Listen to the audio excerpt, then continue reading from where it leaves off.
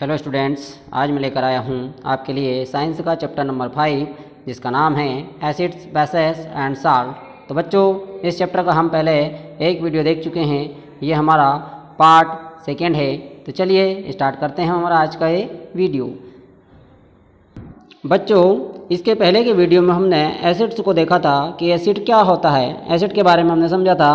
अब यहाँ हम जो एसिड है उसके 2 टाइप्स होते हैं, यानी कि एसिड जो होता है वो दो प्रकार का होता है। तो हम देखें कि उसके 2 टाइप्स कौन कौन से हैं। तो पहला यहाँ पर दिया है हमारा नेचुरल और ऑर्गेनिक एसिड, यानी कि प्राकृतिक और जैविक अम्ल की अगर हम बात करते हैं तो ये क्या होता है, इसको हम देखते हैं। This includes carbon as one of the elements and come from natural organic matters. Some common examples are, यानी कि हम देखते हैं कि नेचुरल ऑर्गेनिक एसिड्स जो होता है उसमें जो कार्बन होता है वो एक एलिमेंट्स के रूप में, ऑर्गेनिक मैटर के रूप में नेचुरल तरीके से उसमें पाया जाता है। तो इस तरीके के जो एसिड्स होते हैं वो नेचुरल और ऑर्गेनिक एसिड की श्रेणी में आते हैं। एग्जाम्पल हम देखते हैं कि कौन कौन से एग्जाम्पल है जो नेचुरल और ऑर्गेनिक एसिड्स के एग्जाम्पल है।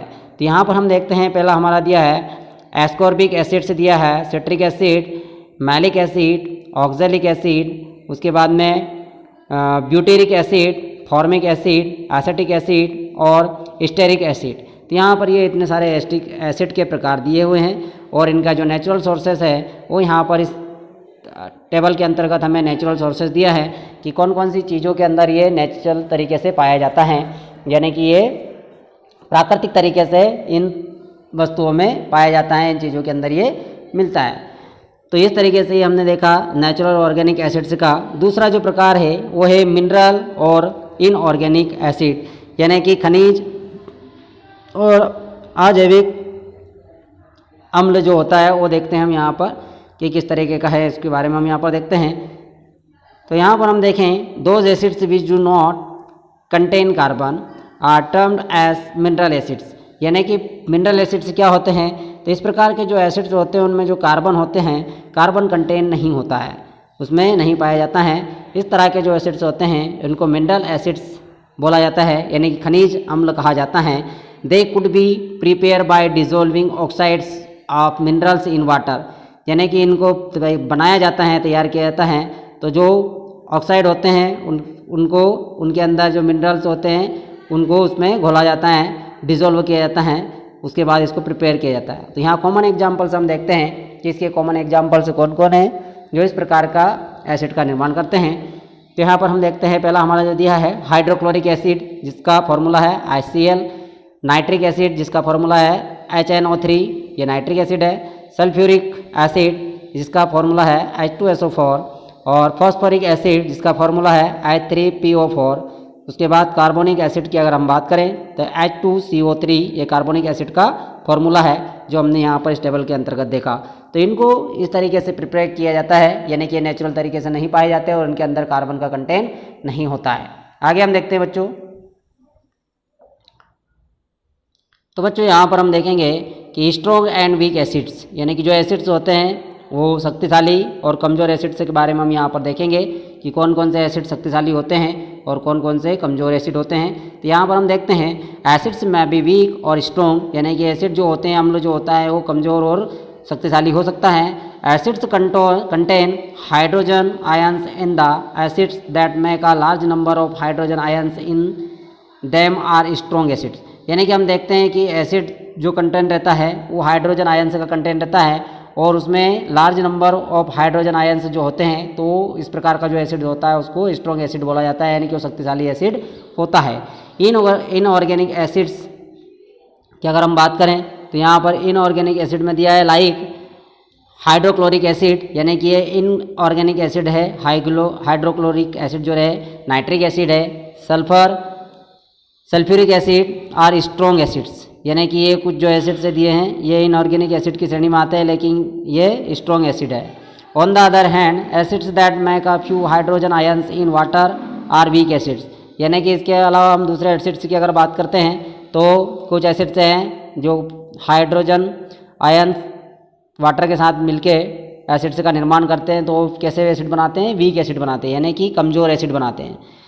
Organic acids such as acetic acid, citric acid ascorbic acid are weak acid. यानी कि अगर ऑर्गेनिक और नेचुरल एसिड की अगर हम बात करें तो इसके एग्जाम्पल है एसिटिक एसिड, सिट्रिक एसिड और एस्कॉर्बिक एसिड जो है वीक एसिड के एग्जाम्पल है। इनका फॉर्मूला यहाँ पर हम देखते हैं, HCl दिया है, वाटर के साथ अगर हम करें तो इसमें हाइड्रोजन और क्लोरीन यहाँ पर अलग है।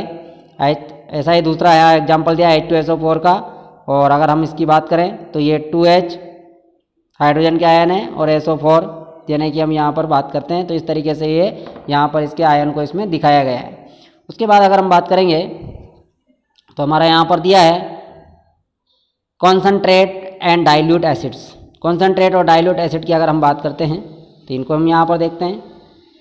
All acids are solutions of acidic gases in water. यानी कि जितने भी जो एसिड होते हैं वो एसिडिक गैसेस जो होती हैं वो वाटर के अंदर उनको सोल्यूबल किया जाता है, उसके वो एग्जाम्पल है।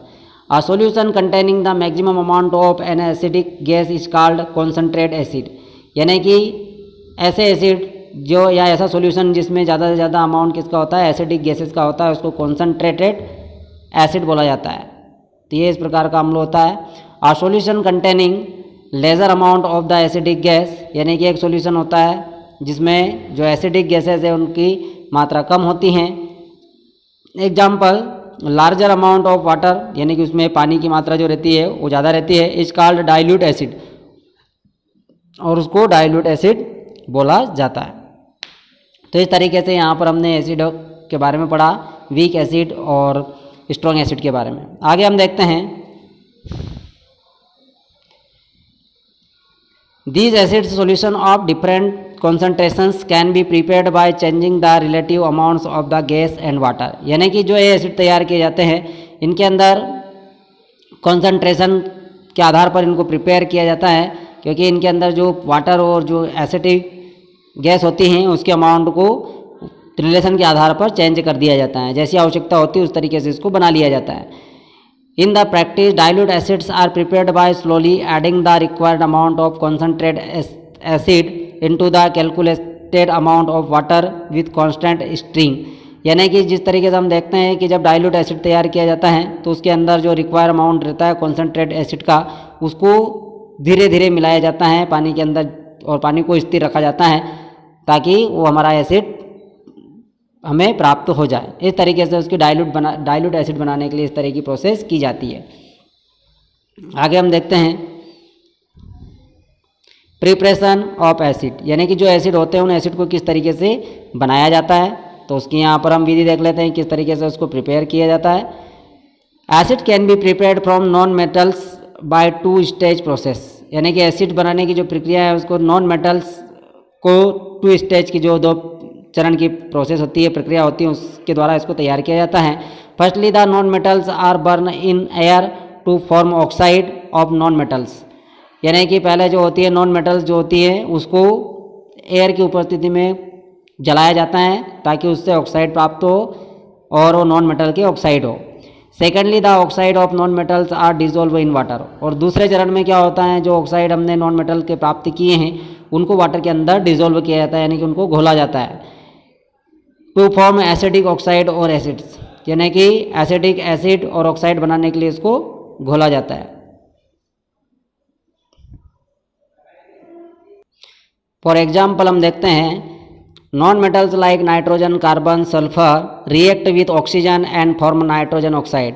यानी कि हम देखते हैं कि यहाँ पर जो हमारी नाइट्रोजन रहती है, कार्बन होती है, सल्फर जो होती हैं ये हमारी ऑक्सीजन के साथ में रिएक्ट करती है और रिएक्शन करके नाइट्रोजन ऑक्साइड का निर्माण करती है, कार्बन डाइऑक्साइड का निर्माण करती है, सल्फर डाइऑक्साइड का निर्माण करती है। Which are acidic in nature. और इनका जो नेचर होता है, इनकी प्रकृति कैसी होती है, ये अम्लीय होती हैं प्रकृति से। When these oxides are dissolved in water, they form acidic oxides और acids। और जब इनको पानी के साथ में घोला जाता है इन ऑक्साइड्स को, तो ये एसिडिक ऑक्साइड और एसिड का निर्माण करती हैं। तो इस तरीके से एसिड को बनाया जाता है। यानी कि यहाँ पर दिया हमारा सी मीन्स होता है कार्बन प्लस O2 यानी कि ऑक्सीजन, इन दोनों के द्वारा जो तैयार किया जाता है होता है CO2। तो इस तरीके से CO2 प्लस H2O यानी कि कार्बन डाइऑक्साइड और वाटर को मिला दिया जाता है, तो ये हमारा एसिड बन जाता है H2CO3 यानी कि कार्बोनिक एसिड का निर्माण हो जाता है। तो इसी तरीके से एसिड को प्राप्त किया जाता है, एसिड बनाए जाते हैं। दूसरा एग्जाम्पल यहाँ पर दिया हुआ है वो है हमारा P4 यानी कि फॉस्फोरस प्लस ऑक्सीजन। तो यहाँ पर दिया है, इनको दोनों को प्लस किया जाता है तो हमें जो प्राप्त होता है वो फॉस्फोरस पेंटॉक्साइड प्राप्त होता है। उसके बाद अगर हम फॉस्फोरस पेंटॉक्साइड होता है उसको वाटर के साथ डिजोल्व करते हैं तो हमें फॉस्फोरिक एसिड प्राप्त होता है। तो इस तरीके से हमें यहाँ पर इनकी प्रक्रिया जब करवाई जाती है, इनकी क्रिया आपस में, तो हमें ये फॉस्फोरिक एसिड प्राप्त होता है। तीसरा एग्जाम्पल हमारे पास में इस तरीके से है, एस यानी कि सल्फर जो है उसको ऑक्सीजन के साथ मिलाया जाता है, SO2 यानी कि सल्फर डाइऑक्साइड का निर्माण होता है और इस सल्फर डाइऑक्साइड को जो होता है पानी के साथ में इसको विलय कर दिया जाता है तो हमें सल्फ्यूरस एसिड प्राप्त होता है H2SO3। उसके बाद हम यहाँ पर देखें तो SO3 यानी कि सल्फर ट्राईऑक्साइड होता है, उसको वाटर के साथ में मिला दिया जाता है, डिजोल्व कर दिया जाता है तो ये हमारा सल्फ्यूरिक एसिड बनता है यानी कि H2SO4 हमें प्राप्त हो जाता है। तो इस तरीके से एसिड बनाने की प्रक्रिया हमने देखी कि जो एसिड्स होते हैं उनको किस तरह से प्रिपेयर किया जाता है। आगे हम यहाँ पर देखेंगे वो है हमारा testing for an acidic substances. अब हम जो एक एसिडिक सब्सटेंसेस है, एक पदार्थ है उसके अंदर एसिड है कि नहीं, इस तरह की टेस्टिंग हम कैसे करेंगे तो उसके बारे में हम यहाँ पर पढ़ेंगे कि उसकी टेस्टिंग करने के लिए हम क्या करते हैं। तो चलिए देखते हैं इसको हम आगे। तो यहाँ पर हम देखेंगे to test whether the given substance is acidic और not perform the following test, यानी कि कोई भी सब्सटेंस जो पदार्थ हमें दिया हुआ है वो एसिड यानी कि अम्ल है कि नहीं, ये पता करने के लिए हम नीचे कुछ टेस्ट दिए गए हैं, उन टेस्ट को हम यहाँ पर करेंगे। पहला हमारा दिया है विथ फिनोल्फ्थेलिन, यानी कि यहाँ पर हम बात करें फिनोलेप्थिन की, अगर देखें टू द गिवन सब्सटेंसेस और its solution in water add 2 drops of phenolphthalein observe the colour change, यानी कि हम देखते हैं कि जो हमें सब्सटेंसेस दिया है जो सॉल्यूशन है वाटर का, उसके अंदर हम देखें कि उसमें हम 2 बूंद फिनोलेप्थिन की डालेंगे और ऑब्जर्व करेंगे कि उसका कलर चेंज हो रहा है क्या। अगर हम देखते हैं कि द सॉल्यूशन रिमेन्स कलरलेस, यानी कि जो सॉल्यूशन हमारे पास में है उसमें किसी प्रकार का कोई कलर चेंज नहीं होता, वो कलरलेस है, यानी कि उसका किसी प्रकार का कोई कलर नहीं है, तो यहाँ पर हम देखेंगे acids do not change the colour of phenolphthalein, यानी कि हम यहाँ देखेंगे कि जो एसिड होंगे वो किसी प्रकार का फिनोलेप्थिन की उपस्थिति में किसी प्रकार का चेंज नहीं करेंगे, तो इससे हमें पता चल जाएगा कि वो एसिड है। दूसरा टेस्ट हम देखते हैं with methyl orange. Methyl orange का उपयोग करेंगे हम ये पता करने के लिए कि जो सब्सटेंसेस है वो एसिड है कि नहीं। टू द गिवन सब्सटेंसेस और its solution in water add 2 drops of methyl orange, if the colour of methyl orange turns red the given substance is an acid, यानी कि हम देखते हैं कि जो हमें सब्सटेंस जो सॉल्यूशन दिया है वाटर का उसके अंदर हम 2 बूंद मिथाइल ऑरेंज के डालेंगे। अगर हम देखते हैं कि यदि मिथाइल ऑरेंज का कलर लाल हो जाता है तो उससे हमें समझ में आता है कि जो सब्सटेंसेस हमें दिया है, जो पदार्थ हमें दिया है वो क्या है, एक एसिड है, कि वो एक अम्ल है। विथ लिटमस, यानी कि लिटमस पेपर होता है, उसकी सहायता से हम यहाँ पर देखते हैं टू द गिवन सब्सटेंसेस और its solution in the water add 2 drops of blue litmus, यानी कि हम देखते हैं कि जो सब्सटेंसेस हमें दिया गया है, जो सॉल्यूशन दिया गया वाटर का, उसके अंदर हम 2 बूंद है वो ब्लू लिटमस की डालेंगे। इफ इट टर्न्स रेड, यानी कि ब्लू लिटमस जो पेपर है उसका अगर कलर रेड में चेंज हो जाता है तो the given substances is an acid, तो हमें जो सब्सटेंसेस दिया गया है वो क्या है, एसिड है, तो इससे हमें उसका एसिड होने का पता चल जाता है। तो यहाँ पर हम देखते हैं, यहाँ पर हमें दिया है बॉक्स के अंदर ऑल एसिड्स और their solutions turn blue litmus to red, methyl orange to red and have no effect on the colour of phenolphthalein, यानी कि हम देखते हैं कि जो एसिड्स का सॉल्यूशन होता है, आर एसिड जो होते हैं वो ब्लू लिटमस को रेड में कन्वर्ट कर देते हैं, मिथाइल ऑरेंज होती है उसको रेड में कन्वर्ट कर देते हैं, और जो हम देखते हैं कि जो फिनोलेप्थिन जो होता है उसमें किसी प्रकार का कोई कलर नहीं आता है, यानी कि उसके कलर में कोई चेंजेस नहीं होता है, तो इससे हमें पता चलता है कि वो क्या है, वो एसिड है, यानी कि वो एक अम्ल है, जो दिया हुआ पदार्थ है वो हमें वो एक अम्ल है। आगे हम देखेंगे यहाँ पर यूजेज ऑफ एसिड्स, यानी कि जो एसिड्स है उनके यूजेज हम देखते हैं कि एसिड का उपयोग क्या क्या है। यूजेज ऑफ एसिड्स की अगर हम बात करते हैं तो यहाँ पर हम देखते हैं inorganic acids are used in homes and industry, यानी कि इनऑर्गेनिक एसिड्स जो होते हैं उनका उपयोग घरों में और जो हमारे उद्योग होते हैं दोनों जगह पर किया जाता है। Organic acids are used as a part of food, यानी कि ऑर्गेनिक एसिड्स होता है वो हमारा जो भोजन करते हैं उसका एक अंग है। Some common usages of acids are as follows, यानी कि कुछ हम सामान्य तरीके से या कुछ कॉमनली जो हम रोज डेली हमारे दिनचर्या में उपयोग करते हैं उसका एसिड का, वो हम यहाँ देखते हैं उनके एग्जाम्पल की कौन कौन से ऐसे एसिड्स हैं जिनका हम उपयोग करते हैं।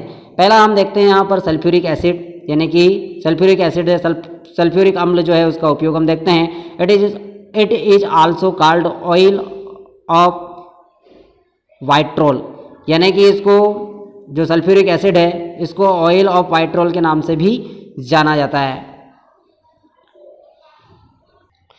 तो यहाँ पर हम देखते हैं कि इसको ऑयल ऑफ विट्रोल के नाम से भी इसको जाना जाता है, यानी कि विट्रियल का तेल इसको कहा जाता है सल्फ्यूरिक एसिड को। दूसरा हम देखें, it is used as dehydrating agent, यानी कि इसका डिहाइड्रेटिंग एजेंट के लिए भी इसका इस्तेमाल किया जाता है।